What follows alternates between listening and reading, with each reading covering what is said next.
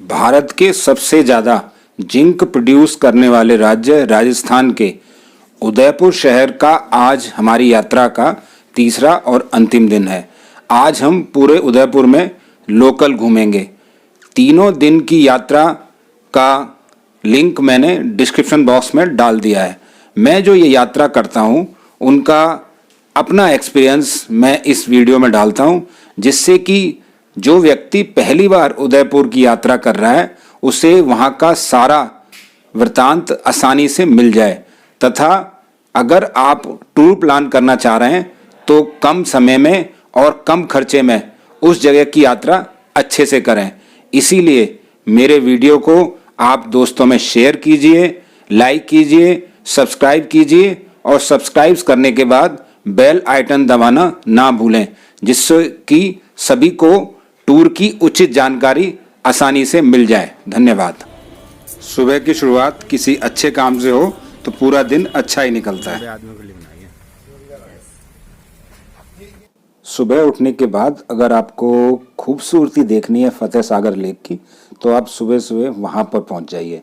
आपको एक अजीब शांति का एहसास होगा। कभी आप सोचते हैं कि स्वच्छ जल, बहता हुआ जल या शांत जल के पास आपको बैठने पर बड़ी शांति का एहसास होता है। ऐसा इसलिए होता है क्योंकि हमारे शरीर का 70% हिस्सा जल तत्व है, जल से बना हुआ है। ऐसा करने से वो जल तत्व शांत हो जाता है, तो हमें बहुत अच्छा लगता है। जब भी आप बाहर घूमने जा रहे हैं, आपका पर्पस ये भी होना चाहिए कि हम अपनी शरीर के अंदर की एनर्जी को बूस्ट करें, और उसका सबसे आसान तरीका है आप किसी शांत जगह बैठ जाइए और वहाँ जब तक बैठे रहिए जब तक कि आपका दिल भर ना जाए। और ये सभी चीज़ें आप फतेह सागर लेक के पास बैठकर प्राप्त कर सकते हैं। बड़ा अच्छा लगता है सुबह सुबह लेक के किनारे पहुंचकर। यहाँ पर सुबह सुबह व्हीकल अलाउड नहीं है, ना साइकिल, सिर्फ आप वॉक कर सकते हैं। 1-1.5 घंटे यहाँ पर आप आराम से बैठें और यहाँ की खूबसूरती को अपने आँखों में कैद करें। अगर उदयपुर जा रहे हैं और फतेह सागर लेक के किनारे अगर आपने मॉर्निंग वॉक नहीं करी, तो मैं समझता हूँ आपकी उदयपुर की यात्रा अधूरी ही रह जाएगी। फतेह सागर लेक के बाद आप सज्जनगढ़ का किला देख सकते हैं। 3-4 किलोमीटर है। वहाँ पर जाने के लिए आप 3 व्हीलर से भी जा सकते हैं, अपनी गाड़ी से भी जा सकते हैं, लेकिन 3 व्हीलर वाला आपको गेट पर उतार देगा।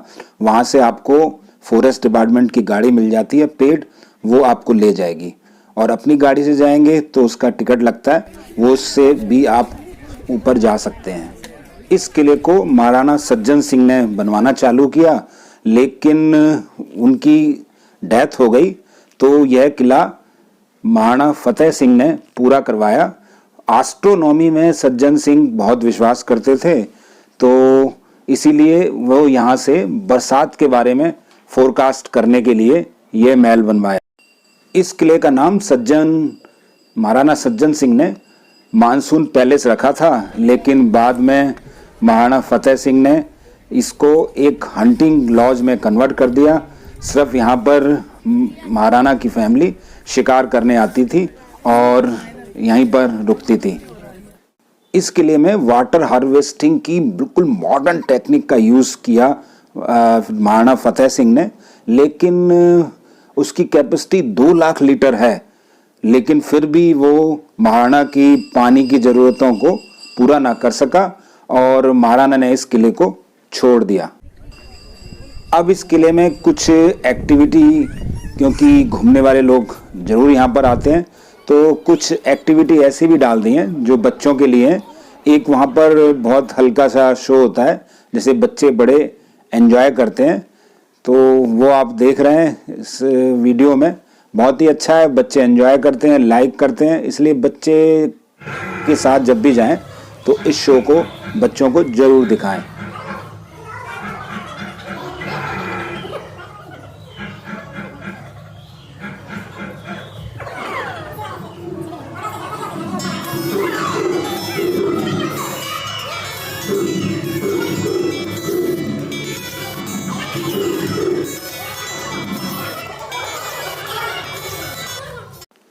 इस किले से आप पूरे उदयपुर का दृश्य देख सकते हैं। जब आप इसके ऊपर पहुंच जाएंगे तो सामने आपको दिखाई दे रही है पिछोला लेक, और इसी के साइड में फिर आपको दिखाई देगी फतेह सागर लेक। ऊपर से पूरा उदयपुर दिन के समय बहुत सुंदर लगता है, पूरी रोशनी में नहाया हुआ, बहुत ही बढ़िया लगता है। महाराणा सज्जन सिंह ने उदयपुर को संवारने का काम बहुत किया। जितनी सड़कें बनवाई, नालियां बनवाई, पानी की निकासी आदि सुविधाएं सज्जन सिंह ने ही उदयपुर को दी। महाराणा सज्जन सिंह चित्तौड़गढ़ को बड़ा प्यार करते हैं, कहते हैं इसीलिए उसको देखने के लिए मानसून पैलेस उन्होंने इतना ऊपर बनाया, यहाँ से चित्तौड़गढ़ दिखाई देता है। अगर आप शाम के समय यहाँ पर जा रहे हैं तो आप इसके झरोकों से सनसेट देखना ना भूलें, बहुत ही अच्छा लगता है। तो उस दृश्य को देखने के लिए आपको शाम को वहीं पर रुकना पड़ेगा। 2-2.5 घंटे में आप पूरा मानसून पैलेस देख सकते हैं। अब यह है फॉरेस्ट डिपार्टमेंट के पास है, और बिल्कुल इसी के पास ही वाइल्ड लाइफ सेंचुरी है, उसको भी आप देख सकते हैं। और एक बहुत अच्छी मैं आपको जानकारी शेयर करना चाहता हूँ। यह किला इतना फेमस है कि यहीं पर फेमस फिल्म ऑक्टोपसी 007 टाइटल यहीं पर शूट हुई थी।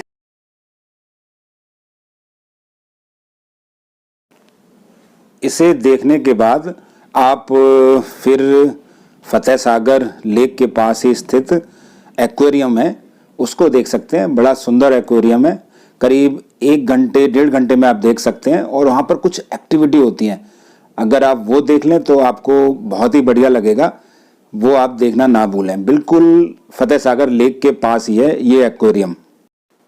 इस एक्वेरियम में फिश कलेक्शन बहुत ही बढ़िया है, एकदम आपको ऐसी फिश मिलेंगी जिन्हें देखकर आप दंग रह जाएंगे। यहीं पर कुछ वर्चुअल वाटर एक्टिविटी भी हैं, वो भी आप देख सकते हैं, बहुत ही अच्छी है, आप एंजॉय करेंगे। और बच्चों के लिए तो ये जगह बहुत ही अच्छी है। इसके बाद आप लंच कर लीजिए। सहेलियों की बाड़ी के आसपास 6-7 रेस्टोरेंट हैं, बहुत अच्छे हैं, सभी का खाना बहुत बढ़िया है। जो आपके बजट में आए और जहां आसानी से मिल जाए वहां आप खाना खा लें। इसके बाद आप देख सकते हैं ये जगदीश मंदिर, बिल्कुल महल परिसर में स्थित बहुत ही सुंदर मंदिर है, और इसकी कार्विंग तो देखने लायक है। आप देख सकते हैं 17वीं शताब्दी का यह मंदिर अपने आप में बेजोड़ है, भगवान विष्णु को समर्पित बहुत ही सुंदर मंदिर है। इसके बाद आप 18वीं सदी में लेक पिछोला के पास स्थित बागोर की हवेली जा सकते हैं। यह हवेली मेवाड़ के प्राइम मिनिस्टर अमरचंद बाड़वा ने बनवाई थी। बाद में यह हवेली बागोर के राजा के पास आ गई, इसलिए बागोर की हवेली कहलाई। 40 साल तक तो इस हवेली पर सरकारी कामकाज होता रहा। यहाँ पर राजस्थान सरकार का कोई कार्यालय था, और इसके बाद यह हवेली ऐसे ही छोड़ दी गई। इसके बाद स्टेट गवर्नमेंट ने इसको वेस्टर्न कल्चर ऑर्गेनाइजेशन को दे दिया। उसने इस हवेली को पूरा डेवलप किया, और इस हवेली को इतना सुंदर म्यूज़ियम बना दिया। ये इतना इस समय सुंदर म्यूज़ियम है कि अगर आप सिटी पैलेस देखेंगे उदयपुर का, वहाँ तो सिर्फ राजा के निजी सामान रखे हैं, लेकिन यहाँ पर तो पूरी राजस्थान की कल्चर दिखाई देती है। ये आप देख रहे हैं रानी का कमरा, बहुत ही सुंदर है। इसके अंदर शीशे का काम पूरी हवेली में बहुत ही सुंदरता से किया गया है। ये इसी हवेली का राजसी पूजा का कमरा है, बहुत ही सुंदर है। इस हवेली की लोकेशन बहुत ही सुंदर है। इसकी छत से पिछोला लेक बहुत ही सुंदर दिखाई देती है, और व्यू बड़े अच्छे दिखाई देते हैं। फोटोजेनिक जगह है, आप यहाँ से अच्छे अच्छे फोटो ले सकते हैं। पूरी तो यह वीडियो में दिखाना संभव नहीं है, मैं इसका एक गैलरी दिखा देता हूँ। इस गैलरी में जितनी राजस्थान में पगड़ियाँ प्रसिद्ध थी, उन सब पगड़ियों को दिखाया गया है। आपको जान के हैरानी होगी, हर एक पगड़ी अलग अलग है। यहाँ कम से कम ऐसी 60 पगड़ियाँ हैं, और एक से एक सुंदर है। अगर आपको राजस्थान की कल्चर को जानना है तो आपको यहाँ आना पड़ेगा, और आप इसको देखने के लिए 2.5 या 3 घंटे का टाइम निकाल के आए। इसी हवेली में राजस्थानी नृत्य होते हैं शाम को 7 बजे, आप वो एंजॉय कर सकते हैं। बहुत ही बढ़िया कल्चरल प्रोग्राम होते हैं, आपकी पूरी थकान उन प्रोग्राम को देखकर उतर जाएगी।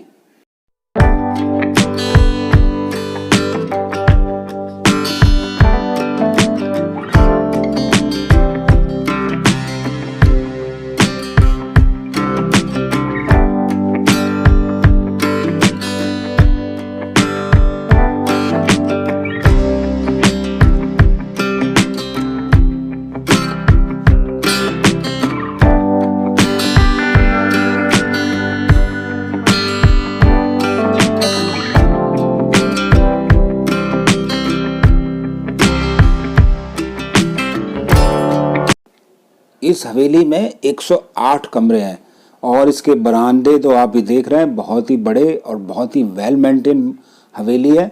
तो ये उदयपुर का एक बहुत ही बढ़िया डेस्टिनेशन है जो कि राजस्थानी कल्चर को बड़े पास से देखना चाहते हैं और राजस्थानी लोक नृत्य और राजस्थानी नृत्य का आनंद लेना चाहते हैं, वो इस हवेली में ज़रूर आए। यह बिल्कुल पिछोला लेक के पास है। पिछोला लेक यहाँ से खूबसूरत दिखाई देती है। पिछोला लेक भी एक आर्टिफिशियल लेक है, 14वीं शताब्दी में यह बनाई गई थी और यहाँ पर 2 आइलैंड हैं, एक जगनिवास और जग मंदिर। ये दोनों राजा की प्रॉपर्टी है। यहाँ पर जाने का टिकट लगता है और यहाँ पर भी शादी वगैरह के फंक्शन होते हैं, लेकिन वो बड़े चार्ज लेकर होते हैं। यहाँ से आप उन्हें देख सकते हैं बस।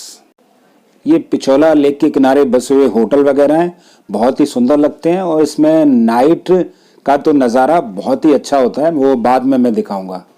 भागौर की हवेली देखने के बाद आप उदयपुर की सबसे अच्छी इमारत कह सकते हैं सिटी पैलेस आ सकते हैं। वहाँ से पास में ही है, 500 मीटर मात्र वहाँ से भागौर की हवेली से दूर है।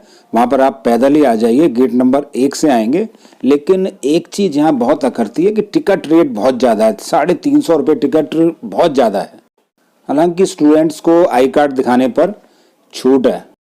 इस किले को बनवाया था महाराणा उदय सिंह ने।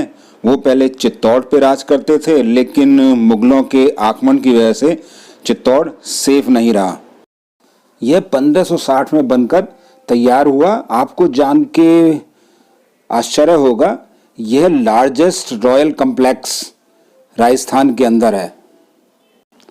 यह राजा सूर्यवंशी थे, तो सूर्य को बिना देखे खाना नहीं खाते थे। अगर सूर्य ना निकले तो इस जगह पर बैठ के वो एक सूरज के दर्शन करते थे। एक नकली सूरज बनवाया हुआ था, तो उसके दर्शन करके ही खाना खाते थे।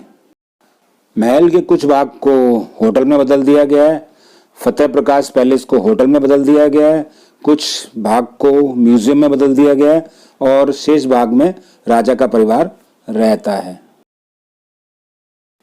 महाराणा प्रताप की हार के बाद यह किला अकबर के पास चला गया, लेकिन अकबर की मृत्यु के बाद फिर दोबारा से यह किला महाराणा के पुत्र ने जीत लिया। इस किले में ज़्यादातर जो वस्तुएं रखी गई हैं वो सभी वो वस्तुएं हैं जो महाराणा ने या उसके परिवार से संबंधित जितनी वस्तुएं थी जो उन्होंने यूज़ की, वो इस किले में म्यूज़ियम के अंदर रखी गई हैं। अगर भागौर की हवेली और उसमें कंपैरिजन किया जाए तो मुझे तो भागौर की हवेली इससे बहुत ही अच्छी लगी, क्योंकि वो पूरी राजस्थान की कल्चर को दिखाती है। जो आम आदमियों से जुड़ी वस्तुएं थी वो दिखाती है, जबकि इस किले में मुझे ऐसा नहीं लगा।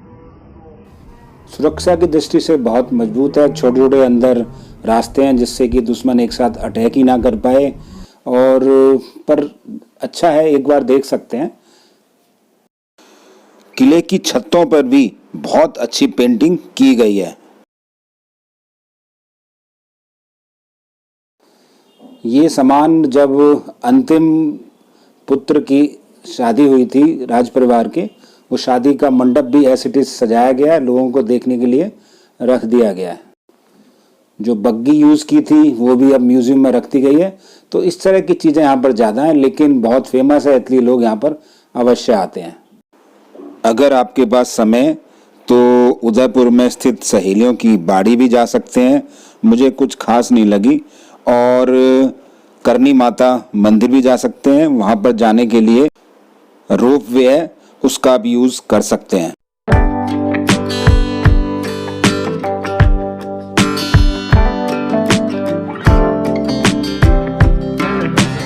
करनी माता मंदिर से उदयपुर का रात का दृश्य बहुत ही बढ़िया लगता है। ये आप उदयपुर देख रहे हैं, ये करनी माता मंदिर से ही देखा जा सकता है। रात के समय महल और जग मंदिर पैलेस बहुत ही अच्छे लगते हैं। इन महलों में होने वाली लाइटिंग देखने लायक होती है। मेरी कोशिश है कि मैं हर एक चीज़ आपको विस्तार से बताऊं, क्योंकि जो व्यक्ति पहली बार उदयपुर जाता है उसको टूर प्लान करने में बड़ी दिक्कत आती है। और सभी जानकारी मैंने डिस्क्रिप्शन बॉक्स में डाल दी है, आप वहां से इसे पढ़ सकते हैं। अगला वीडियो में तमिलनाडु के हजारों साल पुराने मंदिरों पे बनाने वाला हूं, उसे देखना ना